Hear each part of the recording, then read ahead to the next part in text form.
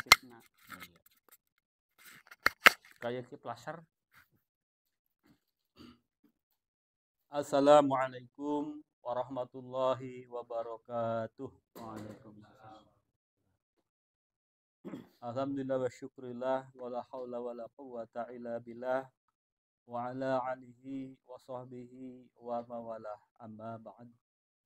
Teman-temanku sekalian yang rahmat Allah Subhanahu wa taala, puji syukur senantiasa kita panjatkan kepada Allah Subhanahu wa taala atas limpahan nikmatnya yang begitu banyak kepada kita semua, sehingga alhamdulillah pada kesempatan malam ini, malam Rabu, kita bisa berkumpul bersama dalam acara seperti biasa, yaitu dengan kajian kitab yang nanti akan dibawakan oleh beliau Ustaz Hayyan Hidayat. Salawat dan salam senantiasa terlimpah curahkan kepada junjungan kita, beliau Nabi Agung Muhammad Sallallahu Alaihi Wasallam, kepada keluarganya, para sahabat, tabiin, tabiut, dan umatnya yang senantiasa mengikuti risalahnya. Alhamdulillah juga di hadapan kita beliau sebagai pembicara telah hadir, Bapak Ustaz Hayyan Hidayat. Maka untuk mempersingkat waktu, mari kita buka bersama acara ini dengan bacaan basmalah bersama. Bismillahirrahmanirrahim. Untuk waktu selanjutnya saya serahkan sepenuhnya kepada beliau Bapak Ustaz Hayyan Hidayat. Semoga.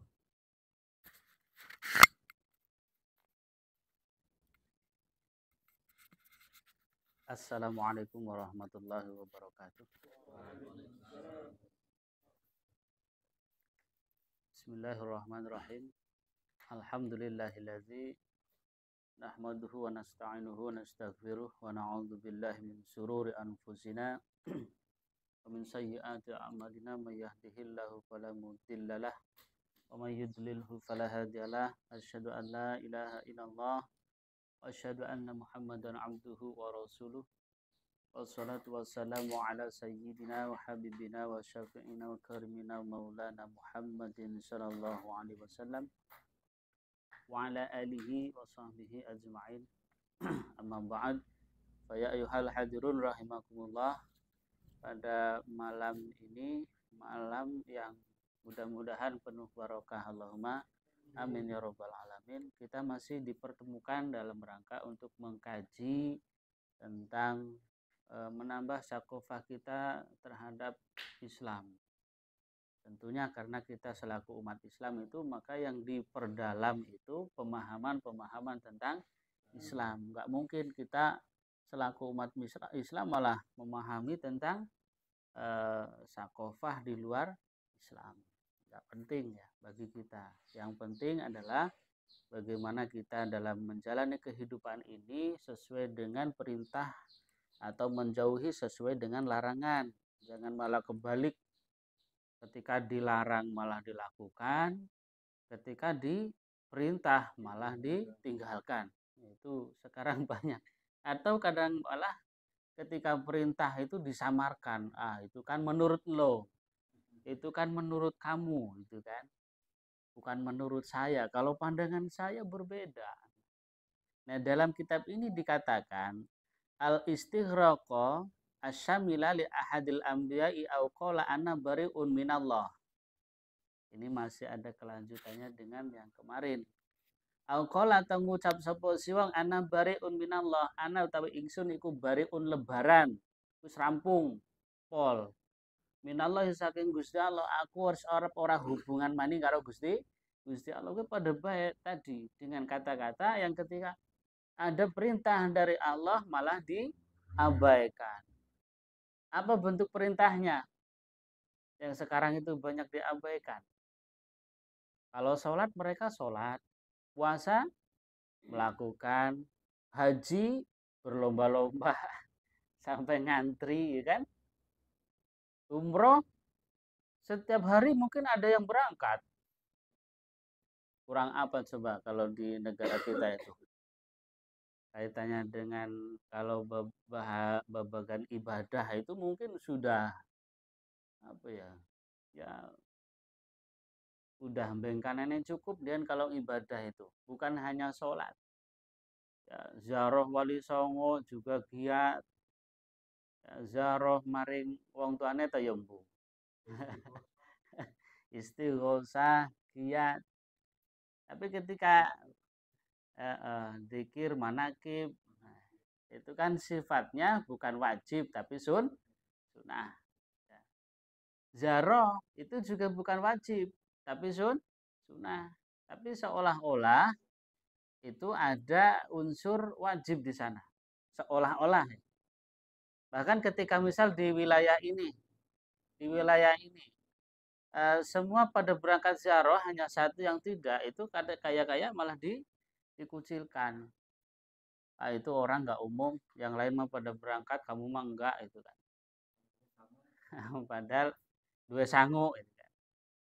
Nah, itu yang seolah-olah kayak menjadi kewajiban atau bahkan menjadi tradisi.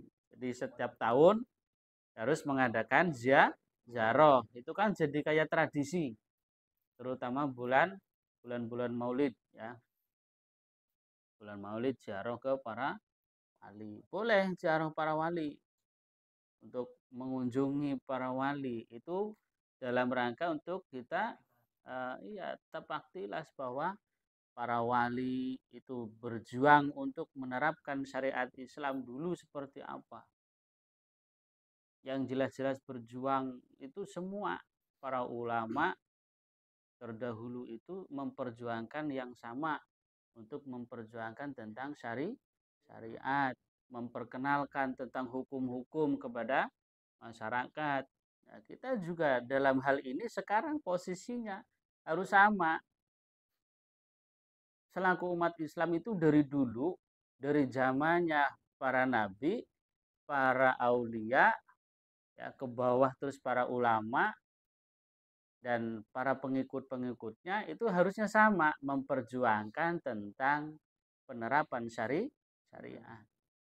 Bahwa syariat itu harus diterapkan dalam rangka untuk keberlangsungan hidup. Ya. Karena kalau syariat itu tidak diterapkan dalam kehidupan ini, yang ada nanti akan muncul kehancuran di mana-mana. Hancur tuh. Dengan kata tadi di dalam kitabnya, ana bariun minallah. Saya itu sudah putus hubungannya dengan Allah. Berarti sudah tidak mau lagi menerapkan syariat, itu sama dengan orang yang tidak mau hubungan dengan Allah. Padahal manusia itu tidak bisa lepas dari hukum, apalagi umat Islam. Islam itu kan memandang segalanya itu dengan hukum, antara wajib, sunnah, makruh, mubah, haram. Itu dipandang. Jenengan ngopi bisa jadi wajib, bisa jadi haram, bisa menjadi makruh. Kenapa? Wong nang kono kopi jenengan angger ngopi terus wetenge lara, malah ngopi baik. Nah, maka kopi itu bisa menjadi haram bagi orang itu. Nah, iya. Tapi bagi orang yang sok ngantuk angger ngopi, jadi orang ngantuk, maka ngopi itu bisa menjadi wajib angger dikaitkan dengan wasilah. Ya, al wasilatul wajib ila bihi fahuwa wajibun. Sama dengan wasilah terhadap keharuman. Al wasilatul haramun. Ya. Kenapa hukum kemenyan itu asalnya apa itu? Mubah. Hukum awalnya mubah. Boleh, silakan jenengan nyulit menyan, disulit ben kon ruangannya wangi, gak masalah. Ya, tapi itu bisa menjadi haram kalau bakar menyana itu ben kon pak jarwo tersengsem. Itu bahaya. Jadi menjadi haram hukum membakar menyana itu karena ada maksud yang lain. Ada bisa menguntungkan sesuatu atau mendatangkan sesuatu. Itu menjadi haram. Bahkan air putih pun bisa menjadi haram kalau memang tidak disesuaikan dengan fungsinya. Nah itu, makanya kita dalam kehidupan sehari-hari itu selaku umat muslim tidak boleh lepas dari hukum syariat. Harus dipandang dari situ. Karena kita itu selalu hubungan dengan Allah. Kita harus selalu komunikasi dalam sehari semalam itu kan minimalnya itu kan dalam 5 waktu itu, ya kan, yang sholat wajibnya itu kita komunikasi dengan Allah. Jadi sholat itu adalah komunikasi antara makhluk dengan kholik. Kholiknya itu ya Allah Subhanahu wa taala. Makhluknya ya kita ini selaku manusia yang diciptakan oleh Allah dengan sempurna. Makhluk manusia makhluk Allah yang paling sempurna itu adalah manusia. Paling sempurna. Bukan malaikat. Ya. Tapi manusia. Para nabi manusia, para ulama itu manusia, para wali tadi juga manusia. Yang kesemuanya itu meninggal. Ya. Tidak ada orang yang tidak meninggal. Kullu nafsin dha'iqatul maut.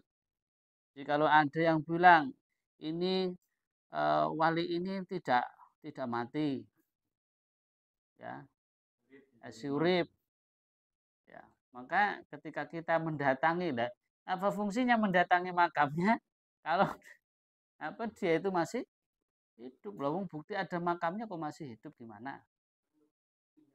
Nah, ya itu berpindah malam kan berpindah alam berarti kan kematian, menghadapi kematian karena sudah jelas. Okay. Kejelasan di dalam ininya, di dalam Al-Qur'annya tadi kullu nafsin dha'iqatul maut.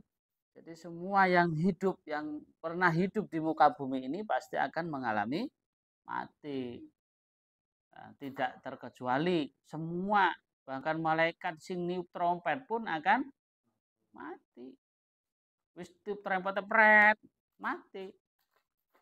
Lalu Allah menghidupkan lagi dan ditiup lagi trompetnya, hidup lagi semua, dihidupkan semua. Yang tadinya sudah pada mati semua dihidupkan, dikumpulkan di padang mahsyar. Nah, di situ. Jadi nggak bisa manusia itu terputus hubungannya dengan Allah Subhanahu wa taala. Au minal malaikati, atau putus hubungan dengan malaikat. Aku ora percaya karo malaikat. Apa-apaan ana malaikat pencabut nyawa, ana malaikat tukang takon nang jero kubur, ana malaikat sing jaga neraka. Siki sing jaga neraka ganti. Iya kan? Sing jaga malaikat, sing jaga neraka gawang, sing jaga gawang neraka ganti siki. Engko bahkan suwe sing jaga surga kuwi ganti maning. Ya itulah. Jadi bermunculan adanya keluar atau bermunculan sesuatu yang aneh di muka bumi ini yang tidak sesuai dengan syariat Islam itu karena apa? Karena tidak menjalankan syariat Islam. Allah sudah mengatur semuanya. Ada malaikat penjaga neraka, ada malaikat penjaga surga, ada malaikat yang menanyakan kubur, ya, di dalam alam kubur, ada yang mencabut nyawa dan seterusnya. Semua ada bagiannya masing-masing. Manusia tidak ada yang berhak ikut andil di situ. Tidak ada. Malaikat arep teka maring kuburan, aja ditekani kayak muridku. Kok disit? Oh. Siapa sih gue? Bulan. Nah, tidak ada. Tugas malaikat itu nggak bakalan melenceng. Yang harus ditugas nang Gusti Allah. Kowe takon maring Pak Jarwo. Pasti takone ring Pak Jarwo. Atau bagian nyabut nyawane siapa, itu pasti tekane maring si A. Ora bakalan kon salah sasaran. Itu enggak ada salah sasaran. Malaikat kepleset sing mau arep nyabut si A gara-gara kepleset jadi nyabut B. Orang anak. Tugasnya sempurna malaikat itu. Jadi manusia enggak ada yang berhak ikut andil. Jangankan kelasnya menungsa biasa, wong bismillah urung karuan bener. Para nabi dari zamannya Nabi Adam sampai Pol yang bisa memberikan syafaat pertolongan kepada umatnya itu hanya Nabiullah Muhammad Sallallahu Alaihi Wasallam. Itu pun bukan dalam pertanyaan kubur. Ngesuk nek wis ana nang padang mahsyar di sana setelah dibangunkan setelah datangnya hari kiamat. Baru ketika diriwayatkan di situ orang pada lari-lari goleti karena saking ngelake gitu kan. Ngelak banget. Ya, ngelak banyu ranana arep nginum karo apa banyune ranana sehingga panas ngentar-ngentar riwayat matahari itu sampai dipendekkan pendek banget kurang lebih 1 jengkal umep siraya sehingga di situ orang pada goleti banyu pada goleti pertolongan dan sing bisa nulungi hanya Rasulullah Muhammad Sallallahu Alaihi Wasallam sing bisa nulungi gue tok pemanin kelasnya menungsa biasa urip zaman siki kok bisa nanggung maring siksa neraka bisa nanggung maring apa pertanyaan kubur lewat berarti nek pertanyaan kubur lewat otomatis siksa kubur be orang anak gue masalah anane siksa kubur itu karena lewat dari pertanyaan setelah ditanyakan man robbuka orang bisa jawab gablek gitu kan wa man nabiyuka orang bisa jawab malah jawabnya Nabi Gula wong Cigaru gablek maning disiksa terus iya itu enggak ada itu karena apa karena tidak menjalankan syariat sehingga saat ini banyak orang yang bermunculan bisa jaga maring siksa-siksane Gusti Allah. Termasuk beberapa kelompok yang mengatakan wis pokoke kabeh sing ana nang kene wali. Ora ngomong. Maksudnya kelompok kae kalau bukan di sini. Kelompok pengajian yang kae goreng ngomong semua yang datang di sini adalah waliullah. Angger waliullah berarti aman kabeh. Kan luar biasa itu. Kira-kira nek dadi jamange orang-orang kayak gue seneng apa? Seneng. Wis ditanggung aman. Aman. Sementing wis masuk maring kelompokku aman. Enggak ada itu. Wis keluarga. Au minan nabi atau lebaran saking nabi. Aku wis putus karo nabi. Ora butuh. Padahal yang akan tadi memberikan pertolongan besok di yaumul hisab itu adalah Nabiullah Muhammad Sallallahu Alaihi Wasallam. Jadi yang memberikan pertolongan yang pertama bentuk fisik yaitu Nabiullah Muhammad Sallallahu Alaihi Wasallam. Yang kedua itu bentuk ada apa nih apa yang dikatakan dengan kalamullah gitu ya. Iqra'ul Quran fa innahu ya'ti yaumal qiyamati syafi'an. Orang yang membaca Al-Qur'an. Nah, di sini juga bukan hanya posisi membaca tok, tapi betul-betul menjalankannya, maca terus jalankan. Orang mukur diwaca tok bismillahirrahmanirrahim. Diwaca bahkan mungkin bisa seminggu katamping telu Quran. Iya. Nek zaman nang pondok bisa terjadi seminggu bisa katamping telu. Kenapa bersolat maca Quran, engko bar ngaji maca Quran arep turu maca Quran terus. Sekali jagongan 5 juz. Nah, kan iku bisa kata. Tapi siki nang kampung kon katam seminggu pisan be angel yo. Abot. Sebulan pisan be abot. Apa enek dirungokna tok. Iya. Nah.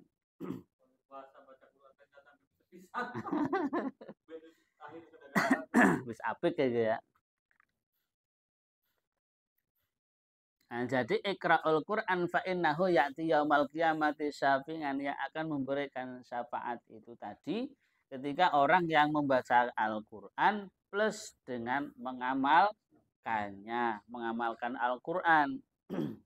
Tentunya di dalam Al-Qur'an ada bahasa awam mirillahi, ya, menjalankan apa yang diperintahkan oleh Allah, ya, dan meninggalkan perkara yang itu dilarang oleh Allah.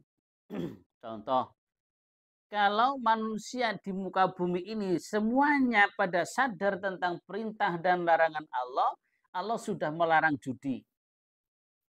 Ya, bentuk judi apapun, arep sing model online, arep sing model offline, arep sing model kayak apapun, Allah itu melarang judi.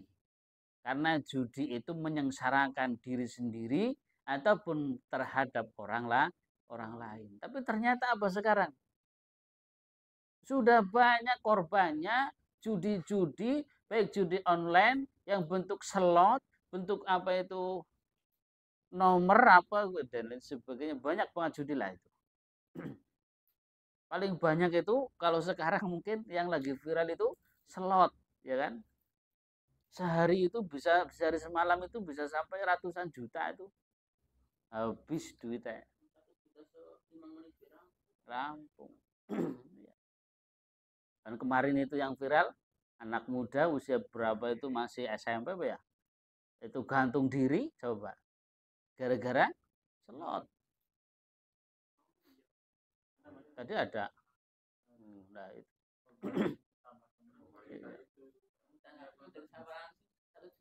Nah iya gue sing Pontian juga ada tuh yang di wilayah Pontian itu ada ceritanya. Jadi adol umah orang nutup jajal, kan repot itu.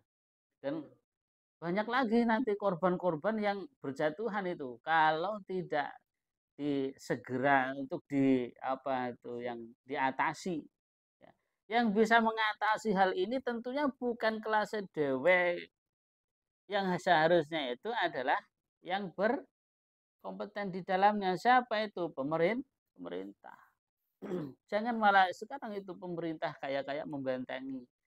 Bagi para korban judi online, silakan ambil dana kompensasi dari pemerintah, ambil di pemerintahan setempat. Ya. Sampai ada yang bikin parodi seperti itu. Kok berbondong-bondong ini saya korban ini. Riweh tadi nih. Nah itu. Gara-gara apa? Tidak memperhatikan, tidak melihat apa yang itu diperintahkan oleh Allah ataupun yang dilarang oleh Allah. Yang penting selama senang maka dilakukan. Ketika diingatkan, misal sama Pak RT pun mengingatkan, kan aku orang rugi nang jenengan Pak RT. Kadang-kadang bisa bilang seperti itu. Duitku, omahku sing didol ya karepku. Bahkan mungkin bojone be didol ya karepku. Nah, jadi karena apa? Orang yang sudah kalap itu orang mikir apa-apa. Nah, makanya kita itu juga harus berusaha untuk bisa menghindar dari hal-hal itu. Karena tidak menutup kemungkinan itu. Yang namanya setan itu selalu menggoda manusia agar supaya bisa ikut serta terjerumus ke dalamnya. Wasiki yang namanya slot itu menggiurkan, ya kan? Ada sing pertama kali pemain mungkin pasang 100, oleh sekian puluh juta. Pasang maning, ulih maning. Wah, kok begitu sededel. Iya. Wis bisa gawe omah, bisa tuku sawah, motor ketuku wis kayak kan kayak contohnya kayak apik bok. Iya. Oh, gari wis keton, gari dikeruk, set sekali langsung comot rampung. Bahkan kemarin saya dapat informasi itu didukung nang bojone gara-gara menang. Iya, Pak tak dukung nang nyong. Ono terus naselote wong wingi menang iki. Cair. Kalingane apa? Begitu didukung maning enteng maning sidan enteng tekan sawah karo gedunge kabeh. Bojone bojone lunga. Iya, tinggal lunga tendang ya. Ada uang gua sayang, nggak ada uang gua tendang. Gitu. Jadi ya. Au minal Qur'ani atau rampung lebaran saking Quran. Mau kang pertama lebaran karing Gusti Allah, terus lebaran karo malaikat, lebaran karo para nabi, ya terus lebaran karo Al-Qur'an is komplit. Iya. Jadi anak bariun minal Quran, putus orang ana hubungannya karo Quran wis. Terus Al-Quran ora kanggo gawe berarti. Lah ngomong kayak gue, padahal nek Islam itu nggak bisa lepas dari itu.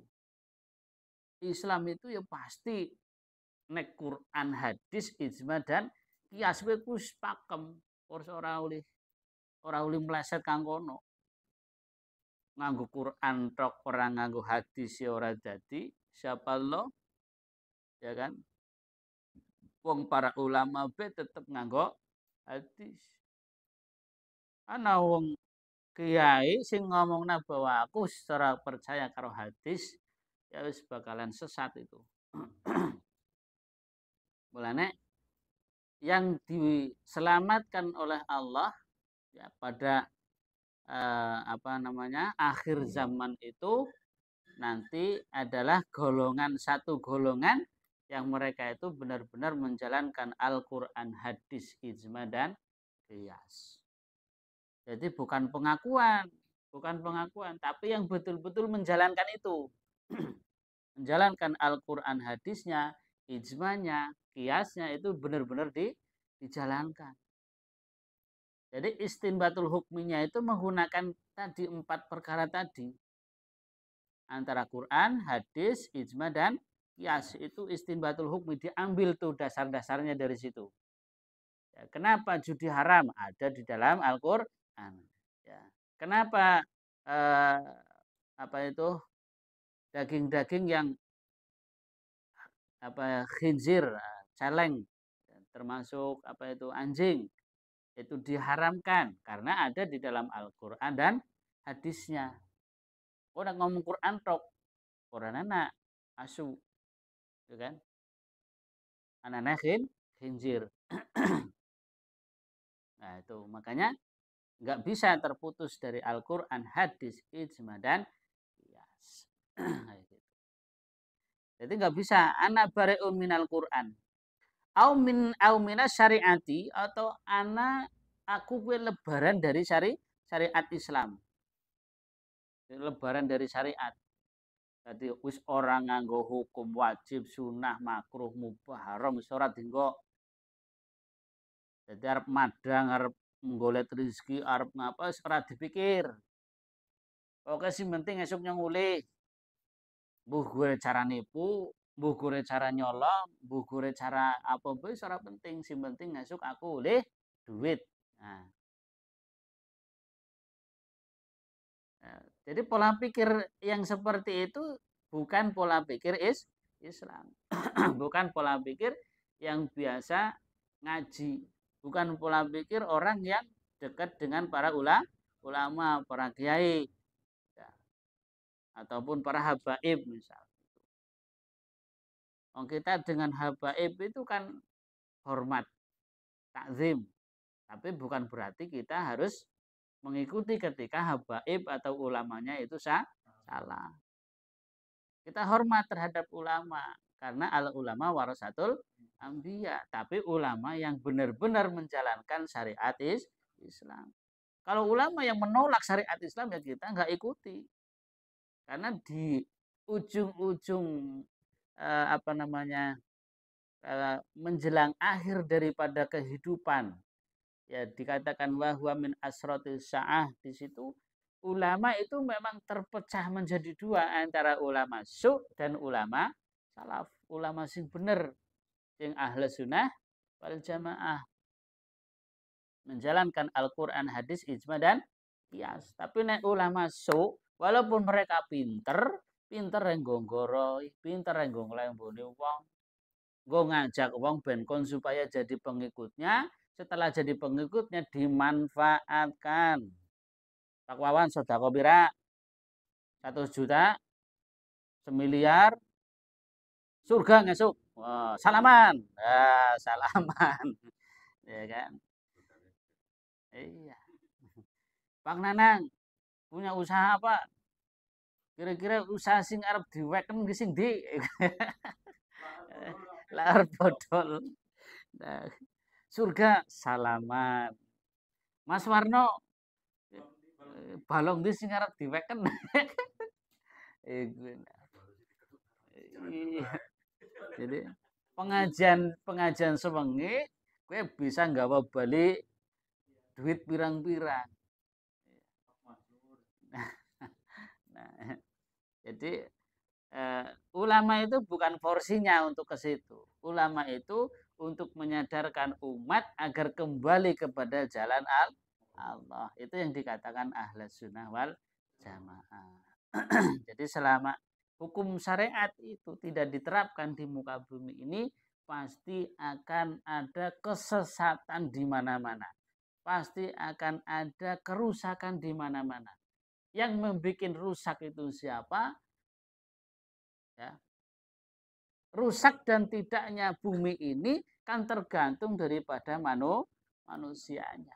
Tergantung daripada ulamanya. Kalau para ulamanya itu semuanya sudah menyesatkan terhadap terhadap muhibbinya, terhadap pengikutnya, maka mesti bumi ini akan rusak, akan hancur. Ya, akan hancur bumi ini. Karena ulamanya sudah tidak memperdulikan lagi.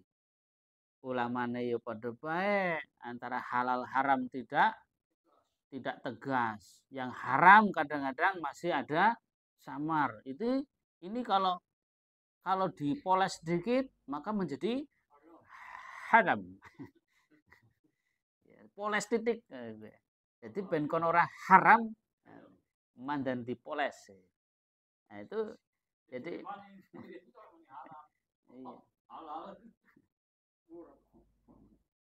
iya. Pemaning nek ana amplope mengeneh kan. Wis jadi halal wis. Halal.